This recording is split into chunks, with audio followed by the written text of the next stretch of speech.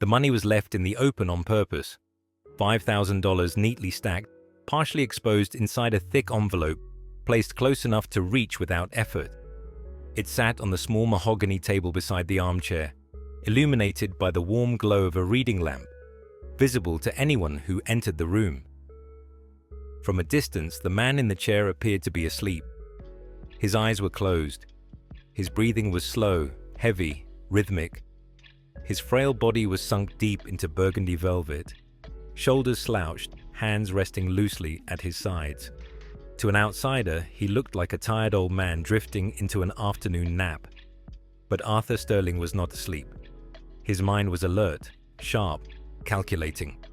He was listening to the room, to the fire crackling behind him, to the storm pounding against the tall windows, to the silence that followed each distant roll of thunder. He was waiting. Arthur Sterling was 75 years old, and he was one of the wealthiest men in the city. He owned hotels that stretched across continents, shipping lines that crossed oceans, and technology firms that had reshaped entire industries. His name was etched into contracts, buildings, and balance sheets that most people would never see. Yet despite all that power, there was one thing Arthur no longer possessed: trust. Trust had been stripped from him slowly, piece by piece, over decades. It was not stolen in one dramatic betrayal. It eroded through 1,000 smaller disappointments, smiles that lasted only until backs were turned, handshakes that meant less than signatures, promises that dissolved the moment they became inconvenient. Arthur had learned early in life that money did not change people. It revealed them. He had watched partners praise him in boardrooms and undermine him in private. He had watched employees steal small things when they thought he would not notice. Cash from wallets, silverware from drawers, bottles of wine that disappeared one by one. Always just enough to test boundaries, never enough to confess.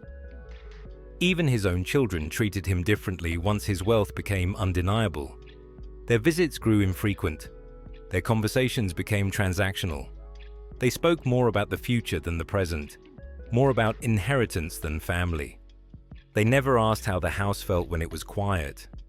They never asked if loneliness crept in at night. Over time, Arthur stopped expecting honesty. He stopped expecting loyalty.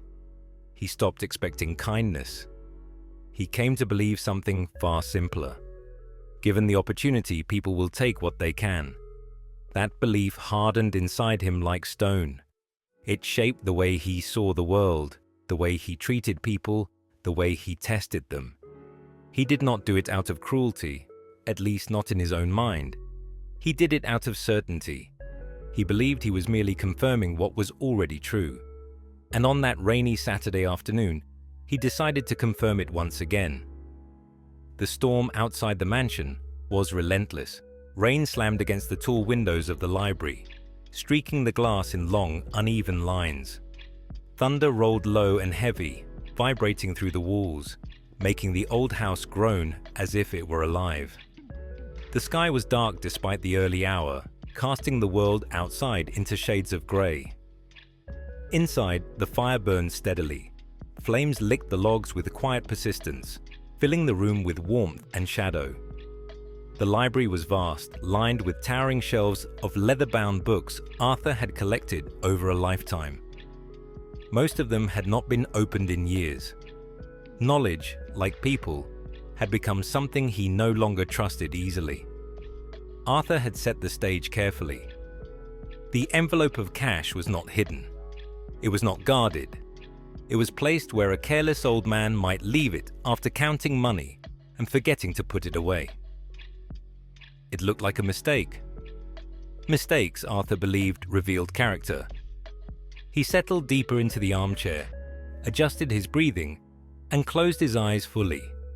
He slowed his chest, letting each inhale and exhale stretch just long enough to appear natural. He had practiced this before. Pretending to sleep was easy when one had spent years pretending not to notice things. Then he heard the door.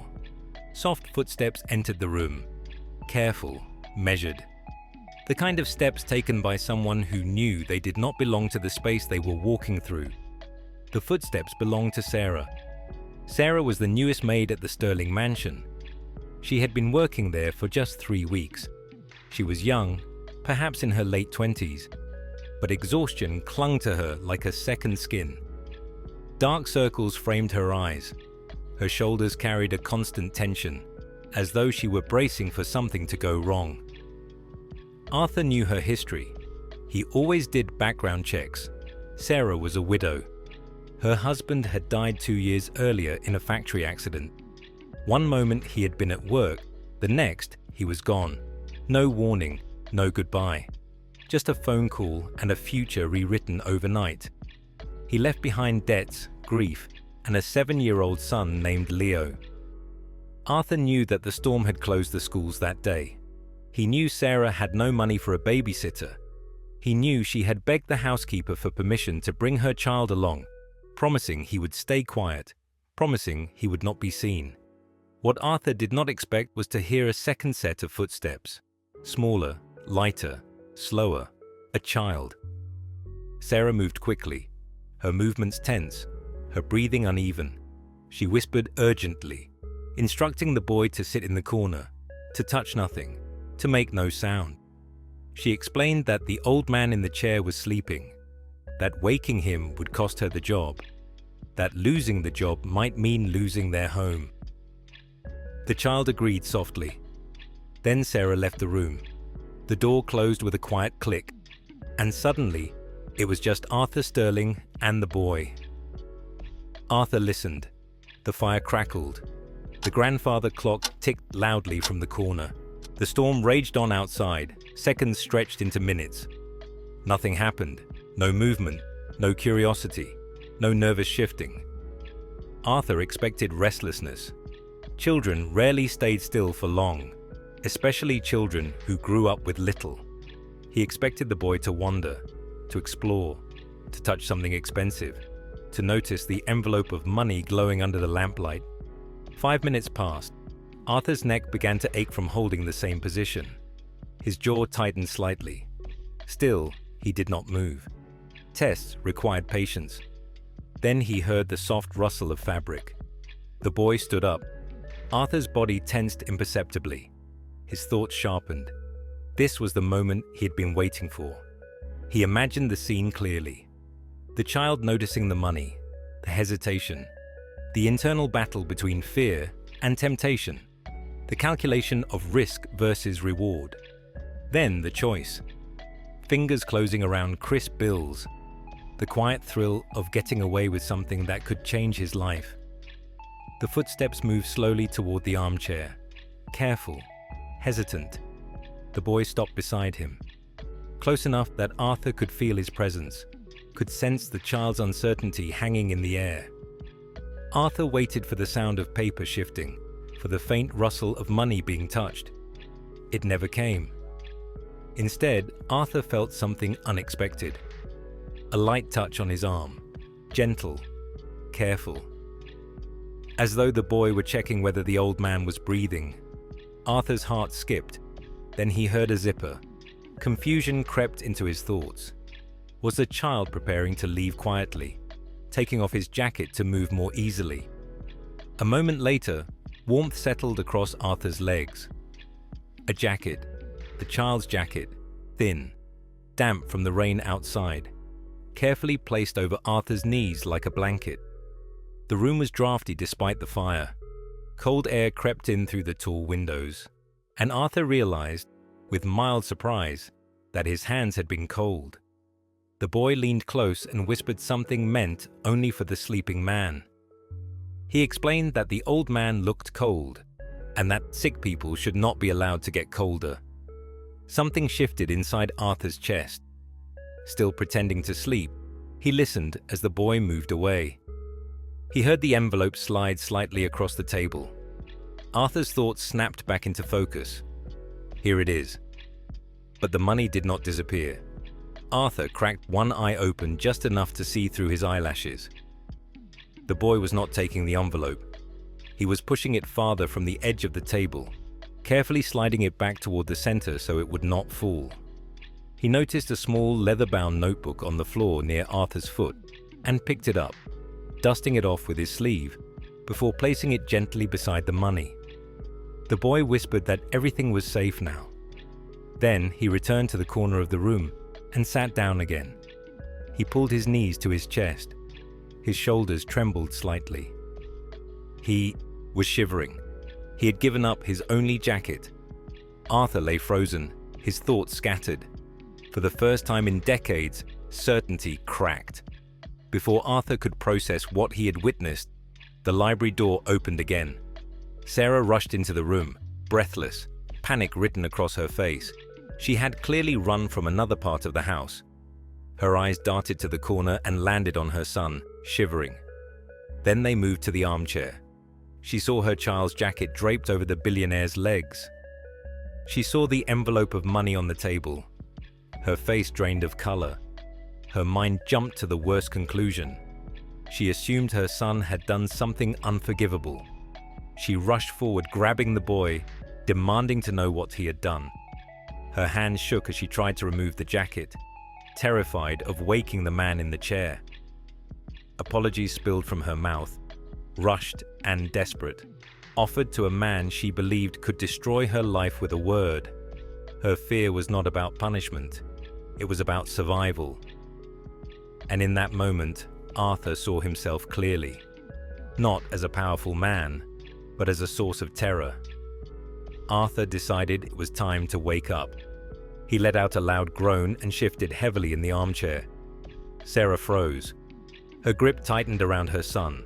She backed toward the door as Arthur slowly opened his eyes, blinking as though disoriented. He scowled. He frowned. He played the role that had become second nature to him over the years. He expressed irritation at the noise. He demanded to know why his rest had been disturbed. Sarah stammered explanations. She bowed her head. She begged forgiveness. She promised to leave immediately, to never bring the child again, to do anything required to keep her job. Arthur's gaze drifted to the table. The money was exactly where the boy had left it. Arthur straightened slightly and called the boy forward. The child hesitated, then stepped away from his mother. His small hands trembled as he approached the armchair. He stopped in front of Arthur, his eyes lowered. Arthur asked why the boy had placed the jacket on him. The answer was simple. Cold was cold. Arthur felt something tighten behind his eyes. But the test was not over. Arthur shifted into anger, pointing out the damp spot left on the velvet chair. He claimed the fabric was ruined. He insisted it would require professional restoration. He named a price far beyond what Sarah could afford. Arthur watched closely. This was the second test. Sarah did not blame her son. She did not raise her voice. She offered to work without pay. She offered to sacrifice herself to protect the boy. Arthur then turned his attention back to the child and asked what he had to say. The boy reached into his pocket and pulled out a small toy car. It was battered. One wheel was missing. The paint was chipped. It was clearly old, clearly loved. The boy explained that the toy had belonged to his father. He offered it as payment. That was the moment everything ended and began. The boy stood there with the toy car resting in his small open palm, holding it as carefully as if it were made of glass. To anyone else, it would have looked worthless. Cheap plastic, one wheel missing, paint worn away by years of use. But to the child, it was everything he had left of his father. Arthur stared at the toy longer than he meant to. In that moment, the room felt smaller. The towering shelves, the expensive furniture, the quiet fire, all of it faded into the background. All Arthur could see was the contrast between what he had and what the boy was willing to give up. Arthur had spent his life collecting things: properties, companies, art, influence. He had never once offered up his most prized possession to protect someone else. Not for his children, not for his partners, not for anyone. And yet here stood a child who had nothing, offering everything. Something inside Arthur broke. It was not a dramatic shattering. There was no sudden collapse, no loud realization. It was quieter than that. A slow, painful crack running through a belief that had taken decades to build. A belief that had shaped his identity. A belief he had relied on to justify his distance from others. Arthur realized then that his test had failed. Not because the boy had done something wrong, but because Arthur had. Arthur ended the performance. He admitted that the chair was not ruined, that the water would dry, that there would be no punishment. He explained that the money had been placed there intentionally, that he had been watching, that he had been testing. Sarah listened in stunned silence. Her fear shifted into something else entirely. Hurt, confusion, a quiet disbelief that someone would treat human lives like pieces on a board. Arthur acknowledged what he had become. A man who expected the worst because it was easier than hoping for better. Arthur handed Sarah the envelope of money, not as charity, not as pity, but as payment.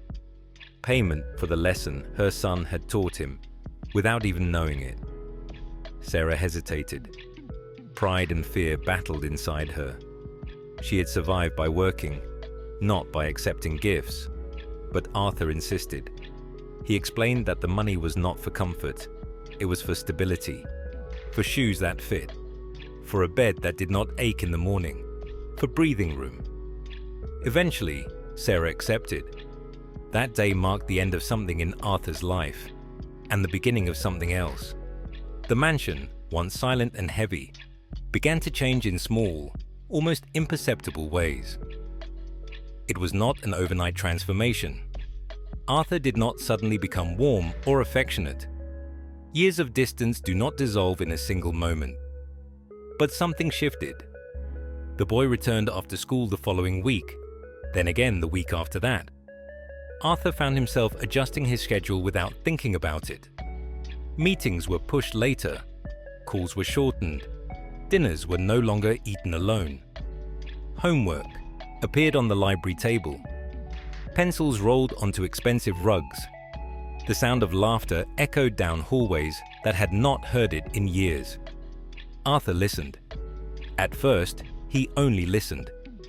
He listened as the boy struggled through math problems, frustration giving way to pride when answers finally made sense. He listened as stories spilled out about school, about friends, about dreams that had not yet learned to limit themselves. He listened as Sarah spoke carefully at first, then more freely, sharing stories about her husband, about the life they had planned, about the fear she lived with every day. Arthur found himself responding, not with money, not with control, but with presence. He began sitting at the table instead of in the armchair. He found himself explaining concepts slowly, patiently, discovering that teaching was far more demanding than commanding. He learned the boy's habits, his moods, the subtle ways grief surfaced without warning. Arthur also noticed how the boy noticed him. The child paid attention to details Arthur had long ignored, whether the room felt cold, whether Arthur looked tired, whether silence felt heavy or peaceful. The boy did not see a billionaire. He saw a man, and that unsettled Arthur more than any betrayal ever had. Over time, Arthur began to confront things he had buried. He thought about his own childhood, the distance between him and his parents, the early lessons that taught him to rely on himself alone. He recognized patterns he had repeated without question, walls built so high he had forgotten why they were there. The toy car stayed with him. Arthur placed it on his desk at first, then beside his bed. Eventually, it found a permanent place on the small table by the armchair. It reminded him of the moment he had nearly missed, of how close he had come to confirming a lie instead of discovering the truth. Years passed. The boy grew taller, his voice deepened, his confidence grew steadily, nurtured by something Arthur had never been able to buy: consistent care. Sarah's exhaustion softened into something like peace. She took on greater responsibility at the mansion, not because Arthur demanded it, but because he trusted her. That trust changed everything. Arthur funded education programs without attaching his name to them. He invested in community projects quietly. He redirected money that once fed ego into things that repaired damage. When asked why, he gave no speeches. He offered no explanations. He simply said he had learned something. Arthur's health declined gradually. Age did what time always does. But his final years were not marked by bitterness. The house no longer felt like a monument to success. It felt lived in. When Arthur died, it was quietly. He passed in his sleep, seated in the same burgundy armchair where the test had taken place years earlier. The fire was low, the room was still. The toy car rested on the table beside him.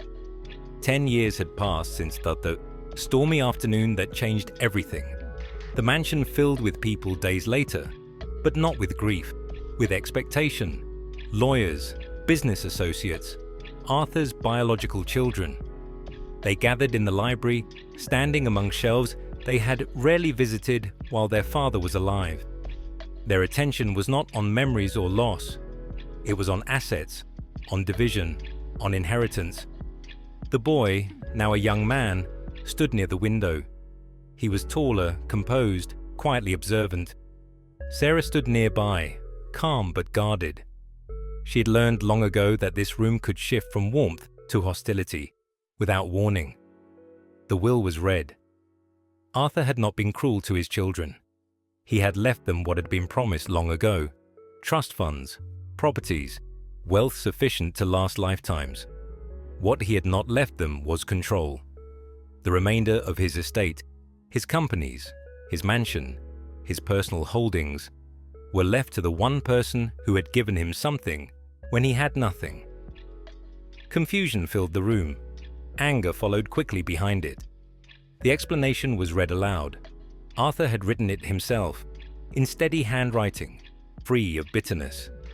He explained that wealth measured in gold was meaningless without humanity.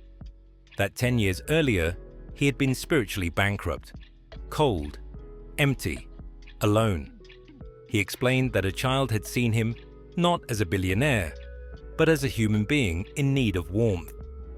Arthur wrote that the boy had protected money he could have taken, that he had given up his most precious possession to shield his mother from harm, that the boy had given everything without expecting anything in return. Arthur acknowledged that his fortune was a small trade compared to what he had received. Life, connection, redemption. The room erupted in disbelief. The children protested. Accusations flew. Threats of legal action followed. But the will was ironclad. Arthur had planned for everything. The young man said nothing. He held the toy car in his hand, rubbing the smooth edge of the repaired wheel with his thumb. Arthur had had it fixed years earlier, replacing the missing wheel with a tiny piece of gold. Not to increase its value, but to honor its meaning. The young man did not care about the mansion. He did not care about the money. He mourned the loss of the man who had sat beside him through homework. The man who had learned to listen. The man who had allowed himself to change. The mansion changed again after Arthur's death. It became a place of learning, of community, of generosity done quietly. Schools were built, scholarships funded, opportunities created for people who would never know Arthur's name. The young man grew into a different kind of billionaire. He did not build walls, he built bridges. When asked how he succeeded, he never mentioned inheritance. He never spoke of strategy. He would simply smile and explain that success was not something he bought. It was something he gave. The toy car stayed with him, always. And whenever someone asked why he believed kindness mattered, he would look at the small object and remember a stormy afternoon, a cold room, and a man who pretended to sleep, a man who tested greed, and a child who restored faith.